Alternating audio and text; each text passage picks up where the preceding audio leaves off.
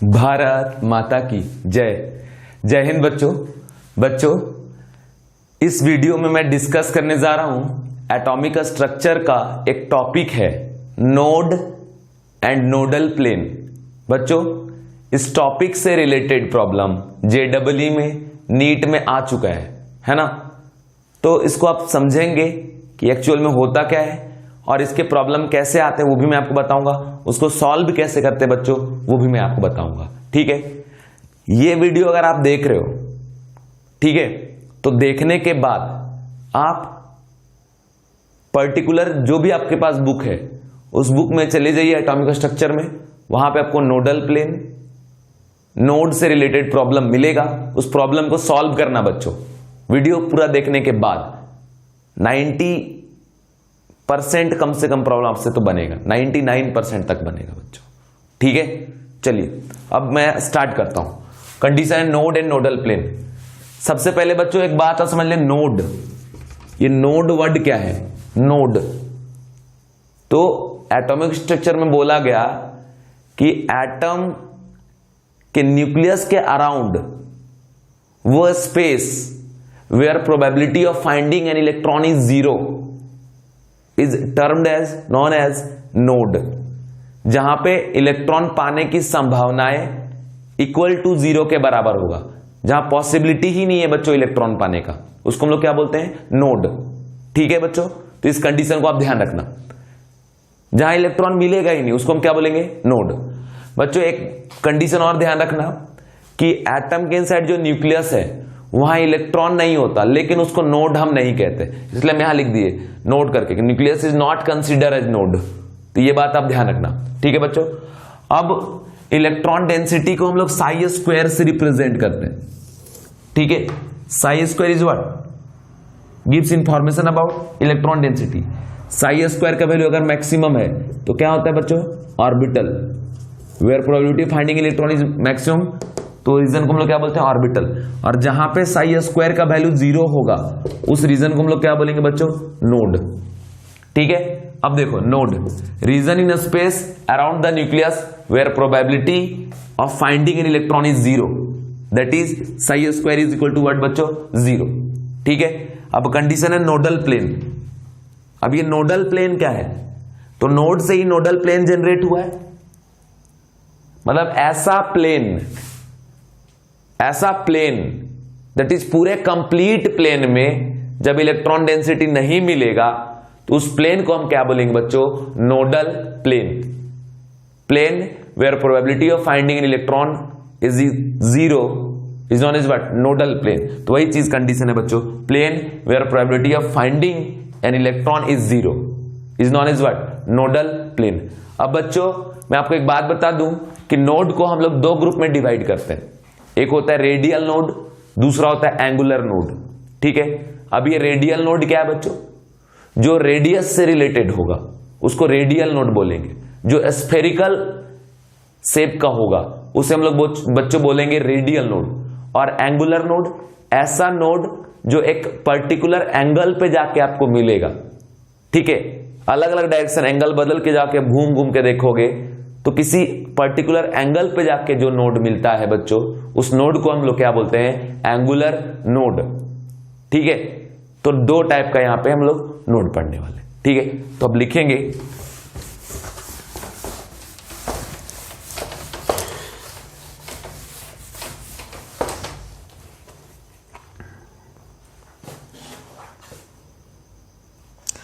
Heading में लिखेंगे बच्चों टाइप्स ऑफ नोड।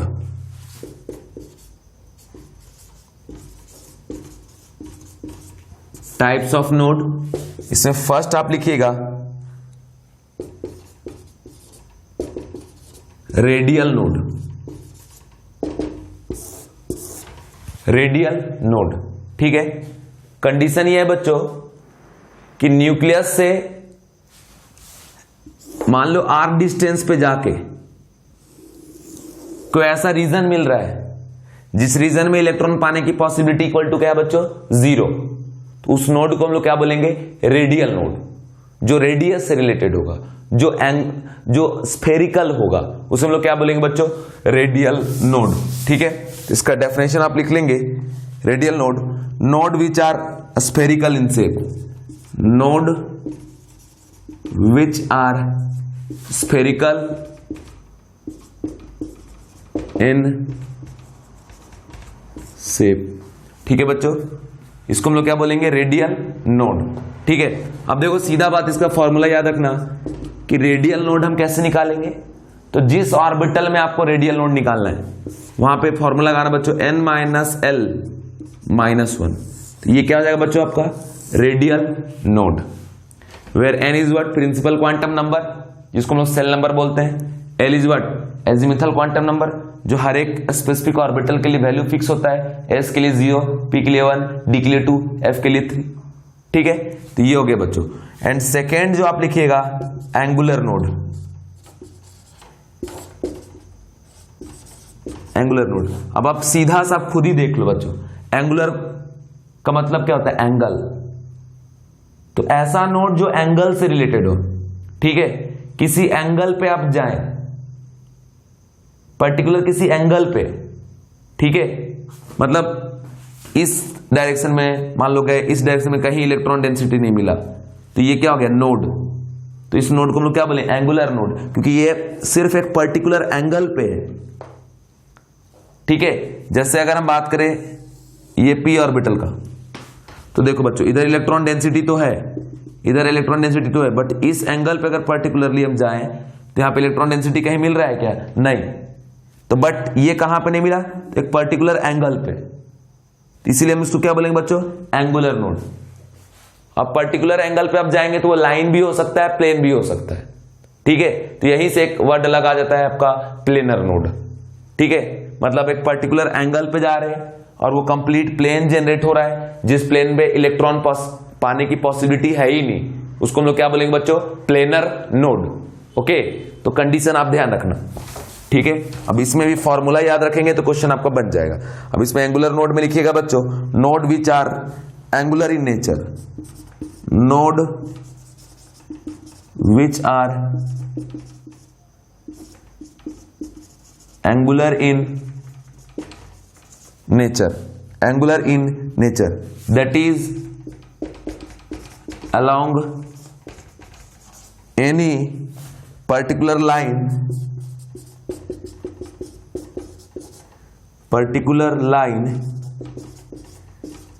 और प्लेन। ठीक है, जो एक पर्टिकुलर लाइन पे होगा या पर्टिकुलर प्लेन पे होगा उसी को हम लोग क्या बोलेंगे बच्चों, एंगुलर नोड बोलेंगे। ठीक है, अब इस एंगुलर नोड का फॉर्मूला होता है बच्चों, ऐसे आप लिख सकते हैं कि angular node is equal to क्या आपका L। जो L का वैल्यू होगा उसी L के वैल्यू के बेसिस पे जाके हम लोग क्या फाइंड करेंगे, एंगुलर नोड। मतलब सीधा सा बात है कि किसी पर्टिकुलर एंगल पे आप जा रहे हो, मतलब ये एक ऑर्बिटल है जिसमें हर डायरेक्शन में इलेक्ट्रॉन, तो बट इस एंगल पे नहीं है कहीं, तो पर्टिकुलर एंगल पे इलेक्ट्रॉन डेंसिटी नहीं है, तो इसको हम लोग क्या बोलेंगे, एंगुलर नोड। अब वो पर्टिकुलर एंगल पे प्लेन हो सकता है, लाइन हो सकता है, कुछ भी हो सकता है। ठीक है, तो जब वो पर्टिकुलर एंगल पे एक प्लेन होगा तो उसको हम लोग क्या बोलना चालू कर देंगे, प्लेनर नोड। तो मतलब एंगुलर नोड का ही एक टाइप है आपका क्या, प्लेनर नोड। तो प्लेनर नोड अगर बोला कैसे निकालेंगे, तो जैसे एंगुलर नोड निकालते हैं, एंगुलर नोड का फॉर्मूला क्या है, L, तो प्लेनर नोड का भी फॉर्मूला क्या होगा, L ही होगा। ओके, तो कंडीशन है बच्चों, यहां पे लिखेंगे आप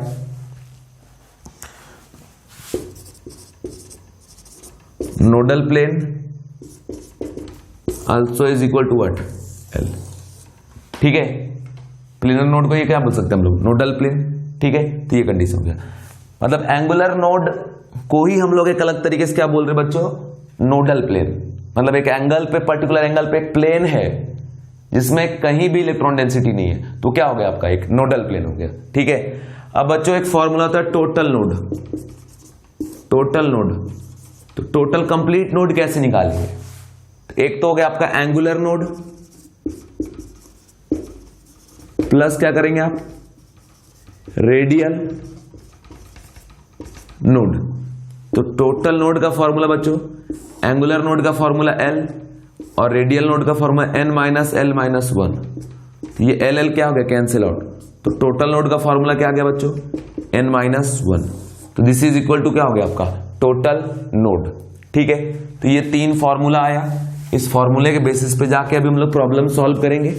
अब ध्यान से देखना प्रॉब्लम, ठीक है, और आप भी सॉल्व करना साथ में। क्वेश्चन क्या कह रहा है बच्चों? क्वेश्चन बोल रहा है कि ये यहाँ पे टेबल दे रखा है, इसमें यहां लिखा हुआ ऑर्बिटल, ठीक है, ऑर्बिटल। यहां बोल रहा है बच्चों कैलकुलेट रेडियल नोड, दूसरे कॉलम में बोल रहा है एंगुलर नोड, तीसरे में बोल रहा है नोडल प्लेन, और चौथे में बोल रहा है आपका टोटल नोड। ठीक है, जिसमें फर्स्ट ऑर्बिटल आपको जो दे रखा है बच्चों वो 1s ऑर्बिटल है, सेकेंड है 2s ऑर्बिटल, थर्ड है बच्चों 2p ऑर्बिटल, और 4 है आपका 3s ऑर्बिटल, और 5 है 3d ऑर्बिटल।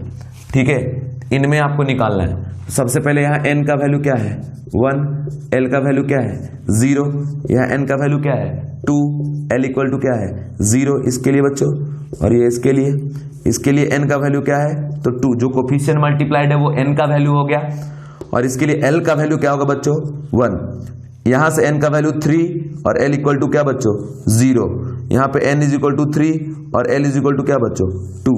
तो ये हो गया आपका कंडीशन। ठीक है, तो ये कंडीशन को आप ध्यान रखें।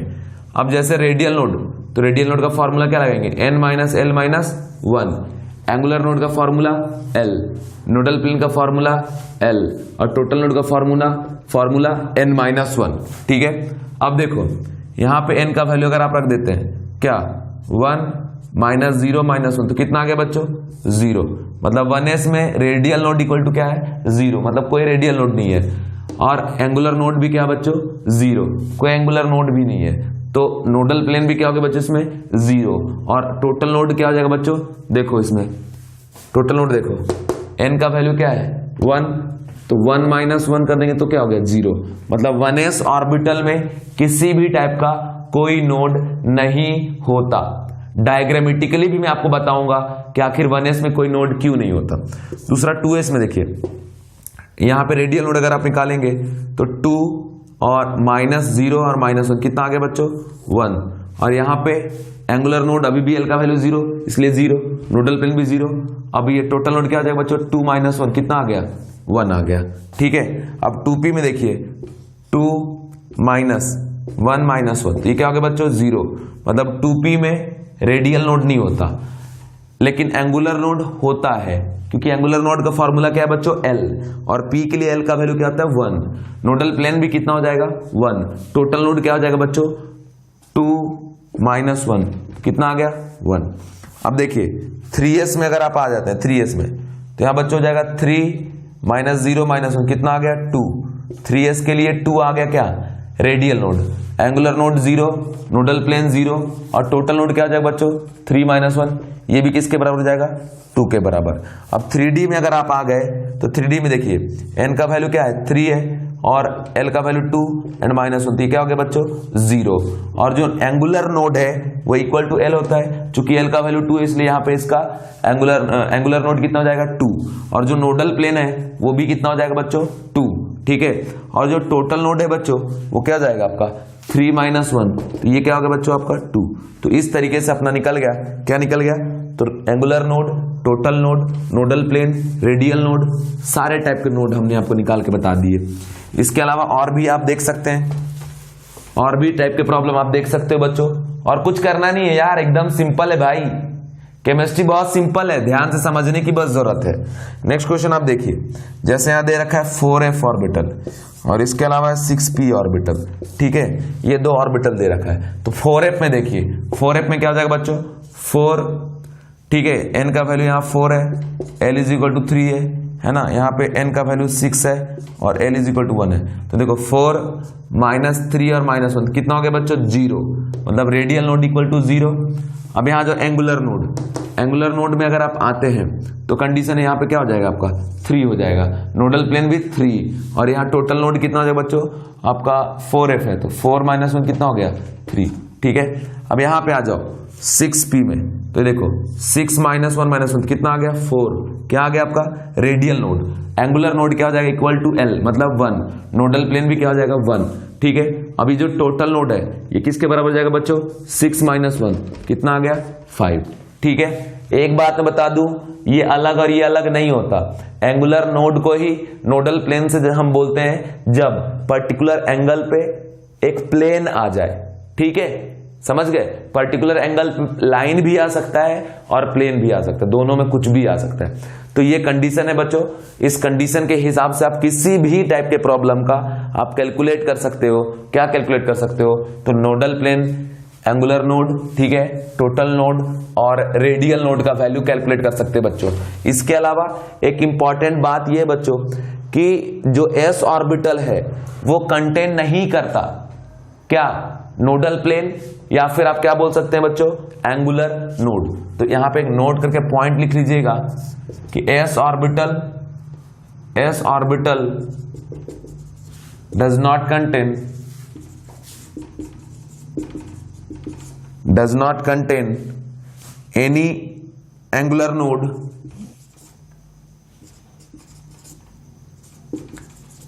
नोड और नोडल प्लेन। ठीक है, समझ गए बच्चों? तो ये कंडीशन है अपना, जो कंडीशन मुझे बताना था मैंने आपको बता दिया। ठीक है, अब चलिए मैं अब आपको एक एक करके कुछ ऑर्बिटल के बारे में बताता हूं। जैसे सबसे पहले s के बारे में बताता हूं। देखो, अगर हम बात करें 1s का, ठीक है, हम बात करें 2s का, हम बात करें 3s का, एंड सो ऑन, इसी तरीके से आप लिख सकते हो। ठीक है, जैसे यहां पे n का वैल्यू क्या है 1, l का वैल्यू क्या है 0। यहां नोडल प्लेन क्या है बच्चों? निकाले अभी अपने 0। ठीक है, एंगुलर नोड क्या है बच्चों? 0। ठीक है, और जो इसका रेडियल नोड है वो क्या है? 1 - 0 - 1। ठीक है, तो ये भी क्या हो गया बच्चों? 0। और जो टोटल नोड है वो भी क्या हो गया? 1 - 1, ये भी क्या हो गया? 0। ठीक है, मतलब इसमें कोई नोड नहीं है। क्यों नहीं है? तो ये देखिए, एक्चुअल में होता क्या है कि बच्चों ये हो गया आपका x एक्सिस, ये y एक्सिस, और ये क्या आपका z एक्सिस, सब एक दूसरे से परपेंडिकुलर है ना, 90 डिग्री एंगल पे। अब होता ये है बच्चों कि ये 1s ऑर्बिटल है, धीरे धीरे डॉट बढ़ रहा है। तो इसमें कंडीशन ये होता है बच्चों कि पहले स्टार्टिंग में धीरे धीरे इलेक्ट्रॉन डेंसिटी इंक्रीज होता है एंड देन फिर डिक्रीज होना चालू करता है। तो ये हो गया आपका 1s ऑर्बिटल का स्ट्रक्चर शेप। तो ये 1s ऑर्बिटल है। तो देखिए ये पॉइंट जो है ये क्या है आपका? न्यूक्लियस है। न्यूक्लियस को तो नोड हम लोग कंसीडर करेंगे ही नहीं, जबकि न्यूक्लियस में इलेक्ट्रॉन नहीं होता, सिर्फ वहां क्या रहता है? प्रोटॉन और न्यूट्रॉन। लेकिन उसके बावजूद भी हम न्यूक्लियस को कभी भी कंसीडर नहीं करते क्या? नोड।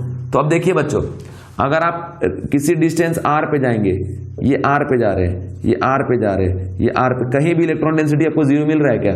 नहीं। तो रेडियस r पे कहीं भी जा रहे हो तो इस ऑर्बिटल के इनसाइड कहीं भी इलेक्ट्रॉन डेंसिटी 0 तो नहीं मिला। इसी वजह से यहां पे हम लोग बोलते हैं कि रेडियल नोड इक्वल टू क्या आपका? 0, पर्टिकुलरली फॉर क्या आपका? 1s orbital. ठीक है बच्चों, अब कंडीशन ये है कि एंगुलर नोड या प्लेनर नोड 0 क्यों होता है? तो देखो 0 क्यों होता है? एंगुलर नोड क्या बोला कि पर्टिकुलर किसी एंगल पे जाके चेक करिए। अगर इस एंगल पे जाते हैं, किसी भी एंगल पे आप जाके चेक करेंगे ऐसे, अगर ये स्फेयर है तो इलेक्ट्रॉन डेंसिटी तो मिल ही जाएगा ना। कोई भी ऐसा पॉइंट तो नहीं मिला जहां इलेक्ट्रॉन डेंसिटी नहीं है, कोई भी ऐसा एंगल पे। तो इसलिए angular node always equal to क्या आपका? 0। तो ये कंडीशन है। अगर हम बात करें यही बात बच्चों 2s के लिए, तो देखिए ऐसे होता है कि ये x है, ये y और ये z है, ये आपका यहां पे न्यूक्लियस है। इसके अराउंड बच्चों यहां पे समझ लो ये 1s ऑर्बिटल है, इस तरीके से। ठीक है, ये कौन सा ऑर्बिटल है? 1s। और इसके ऊपर से होता है बच्चों 2s ऑर्बिटल। और आपको मैं बता दूं कि 1s से जब 2s में जाते हैं ना, इनके बीच में एक गैप होता है जहां पे इलेक्ट्रॉन डेंसिटी प्रेजेंट नहीं रहता, इस तरीके से। ठीक है, पहले क्या हुआ? पहले धीरे धीरे बढ़ा, फिर कम हुआ, फिर बीच में गैप आया, फिर धीरे धीरे बढ़ा, फिर कम हुआ। ये हो गया आपका 1s ऑर्बिटल, और ये क्या हो गया आपका? 2s orbital. अगर 2s ऑर्बिटल में अगर फॉर्मूला से हम निकाले रेडियल नोड, तो क्या हो जाएगा? 2 - 0 - क्या आपका? 1, क्योंकि फॉर्मूला क्या होता है? n - l - क्या आपका? 1। तो ये कितना आ गया बच्चों? 1 आ गया रेडियल नोड। और जो हमारा एंगुलर नोड है या नोडल प्लेन है वो अभी भी किसके बराबर होगा बच्चों? 0 के बराबर। और जो टोटल नोड है वो किसके बराबर होगा बच्चों? टोटल नोड हो जाएगा n - 1, मतलब 2 - 1, कितना आ गया? 1। तो देखो मैं प्रूफ करके बताता हूं 2s के लिए। 2s के लिए अगर हम न्यूक्लियस से जाके ऑब्जर्व करें, तो अगर डिस्टेंस r पे जा रहे तो ये गैप हमें मिल रहा है, ठीक है, जो कि 2s के इनसाइड ही ना है। 2s के अंदर ही है ना ये गैप, और ये स्फेयर टाइप का है, इसलिए इसको रेडियल नोड। किसी भी r डिस्टेंस पे जाके हम इधर इधर हर डायरेक्शन में जाके देख रहे हैं, तो मतलब ये क्या है, स्फेयर टाइप का जनरेट कर रहा है, हॉलो, मतलब 1s के और 2s के बीच में गैप है जहां इलेक्ट्रॉन डेंसिटी नहीं है, इसी वजह इसको हम लोग क्या बोलते हैं बच्चों, रेडियल नोड। और वो भी किसका, इस 2s का, क्योंकि 2s के नीचे 1s के नीचे तो नहीं है ना, जहां तक 1s का रीजन वहां तो इलेक्ट्रॉन डेंसिटी है ही, ठीक है। तो 2s में रेडियल नोड कितना आ गया, 1। बट एंगुलर नोड या नोडल प्लेन अभी भी 0 क्यों है, क्योंकि इस ऐसे गए तब भी इलेक्ट्रॉन डेंसिटी यहां तो मिल गया। रूल यह है कि कहीं नहीं मिलेगा तो नोडल प्लेन बोलेंगे, लेकिन यहां तो मिल गया ना, इधर भी जाओगे तो मिल जाएगा, कहीं भी जाओगे तो आपको मिल जाएगा। इसीलिए यहां पे बच्चों नोडल प्लेन इक्वल टू क्या है, 0, लेकिन एक रेडियल नोड है। सेम वैसे अगर 3s में जाते हैं ना, इसकी भी डायग्राम आप देख लीजिए, सीधा सिंपल है। पहले रहेगा 1s ऑर्बिटल, समझ लो ये 1s ऑर्बिटल है, ठीक है। 1s ऑर्बिटल के ऊपर में कौन रहेगा बच्चों, 2s ऑर्बिटल, और 1s और 2s ऑर्बिटल के बीच में गैप रहता है, ठीक है। ये आपका ऑर्बिटल है, ठीक है। इसके ऊपर रहेगा बच्चों 3s ऑर्बिटल, और 3s ऑर्बिटल और 2s ऑर्बिटल के बीच में गैप। तो बच्चों ये 3s ऑर्बिटल, ये 2s और ये 1s, ठीक है। देखो ये 2s ऑर्बिटल के बाहर में जो गैप है ना, इससे 2s को कोई लेना देना नहीं है, इससे लेना देना किसको, इसको। तो 3s में देखो अगर रेडियल नोड हम निकालते हैं बिना फॉर्मूला को, देखो एक ये हो गया और एक ये, तो टोटल कितना हो गया बच्चों, 2, ठीक है। लेकिन नोडल प्लेन अभी भी क्या हो जाएगा, 0, ठीक है। देखो फिर से यहां लिख दे रहा हूं, नीचे आपको नहीं दिखा होगा, जो 3s ऑर्बिटल है बच्चों, इसमें जो रेडियल नोड है वो इक्वल टू, देखो एक ये और एक ये, 2 बार गैप आ रहा है, न्यूक्लियस से 3s में आने के ड्यूरेशन में 2 गैप मिल चुका, इसलिए radial node 2। But nodal plane या एंगुलर नोड का अगर हम बात करें तो अभी भी इक्वल टू क्या होगा बच्चों, 0, ठीक है। और फॉर्मूलाज भी देखो, 3 - 0 - 1 कितना आ गया, 2, कौन, रेडियल नोड। और टोटल नोड अगर करते हैं तो n - 1 3 - 1 करेंगे तब भी 2 ही आएगा। तो ये बात हो गया बच्चों अबाउट s ऑर्बिटल, इसको आप लोग ध्यान रखना, ठीक है। ऐसे ऊपर बढ़ते जाओगे, ठीक है, तो ऊपर बढ़ते जाओगे तो आपको रेडियल नोड बढ़ता जाएगा, ठीक है। बट एंगुलर नोड कहीं भी नहीं मिलता, समझ गए बच्चों। तो ये बात आप ध्यान रखना, ठीक है, समझ गए। सेम ऐसे ही बच्चों आपका p ऑर्बिटल में अगर आप जाते हैं, ठीक है, p ऑर्बिटल में आप जाते हैं तो p ऑर्बिटल में भी आप देखिए ये शेप है किसका, p ऑर्बिटल का 3 डायमेंशनल, ये इलेक्ट्रॉन डेंसिटी है इधर, ठीक है बच्चों। बट यहां से या फिर इसको आप ऐसे भी दिखा सकते हैं,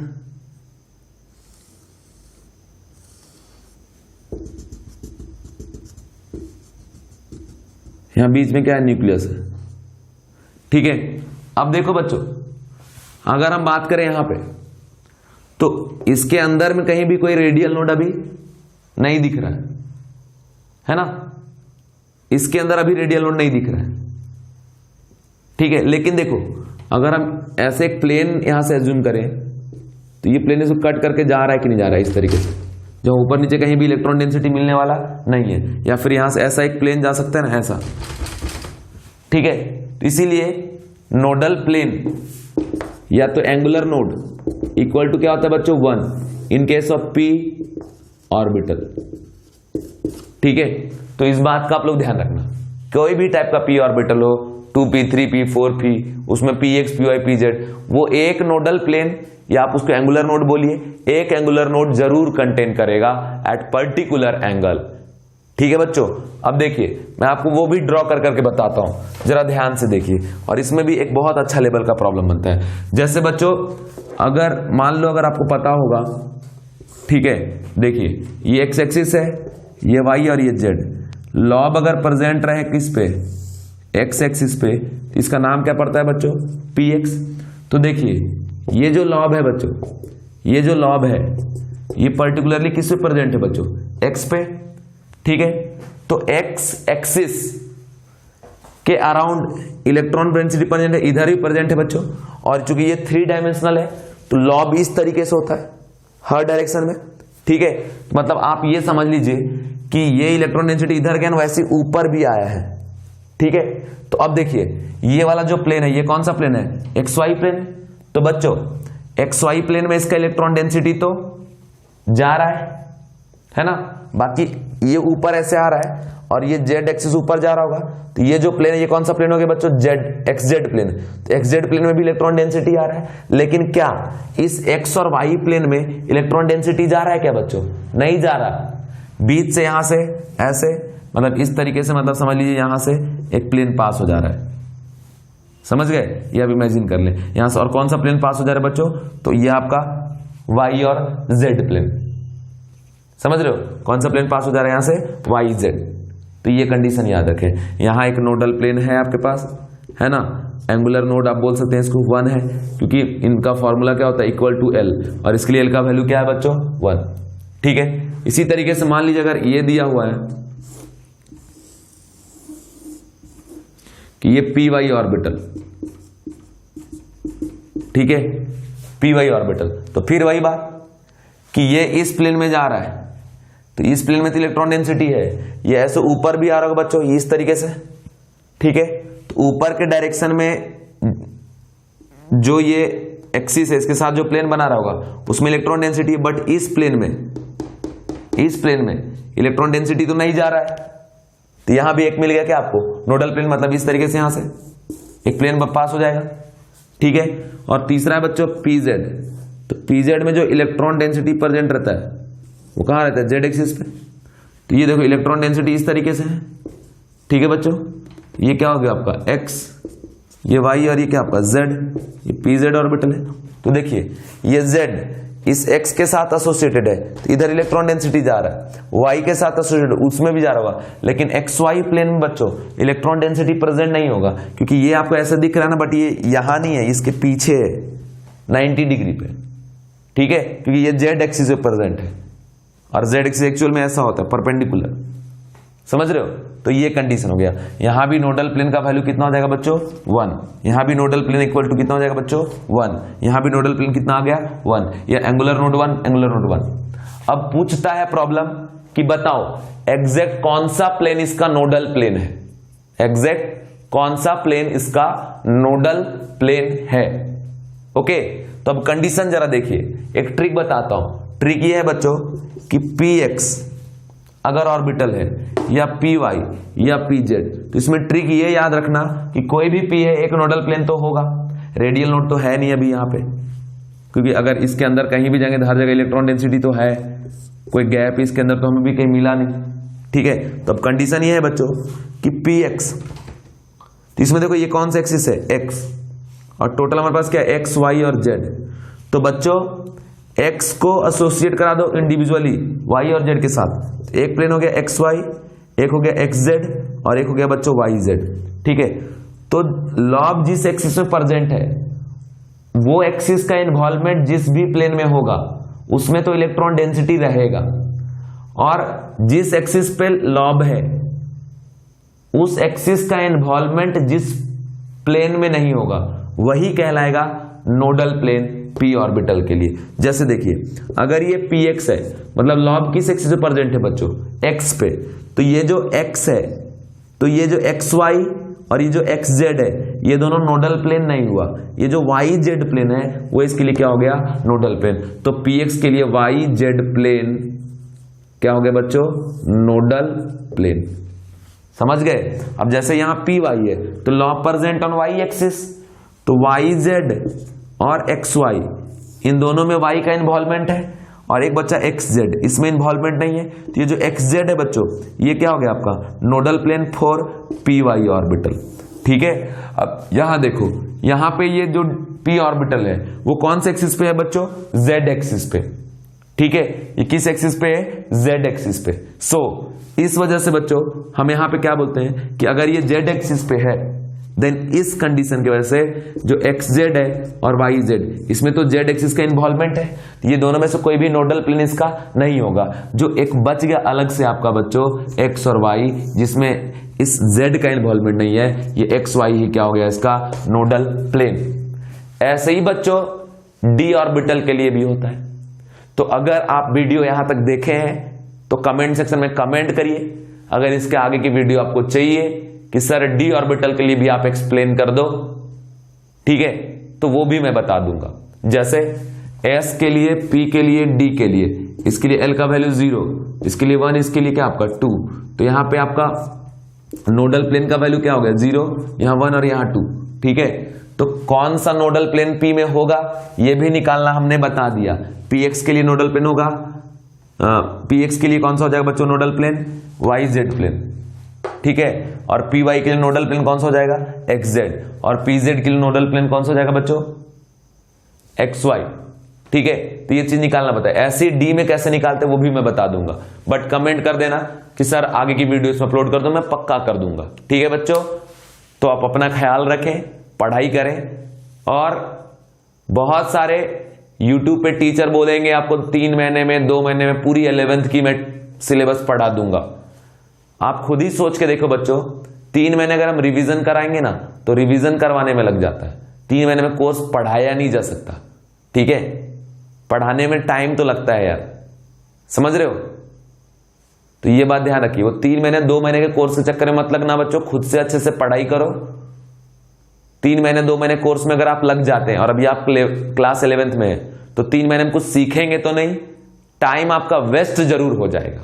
ठीक है बच्चों, मैं इसी में डी वाला भी पढ़ा देता, क्योंकि वीडियो का लेंथ बड़ा हो गया और अभी एक्चुअली रात के 2 बज रहे है ना, तो बहुत वॉइस दूर दूर तक जा रहा है, इसीलिए मैं वीडियो को बच्चों यहीं पे एंड कर रहा हूं। और वीडियो के एंड में क्या बोलेंगे बच्चों हम सब, आप हमारे साथ बोलेंगे, क्योंकि आप ही हमारे स्ट्रेंथ हो। क्या बोलोगे बच्चों, भारत माता की जय, बाय बाय।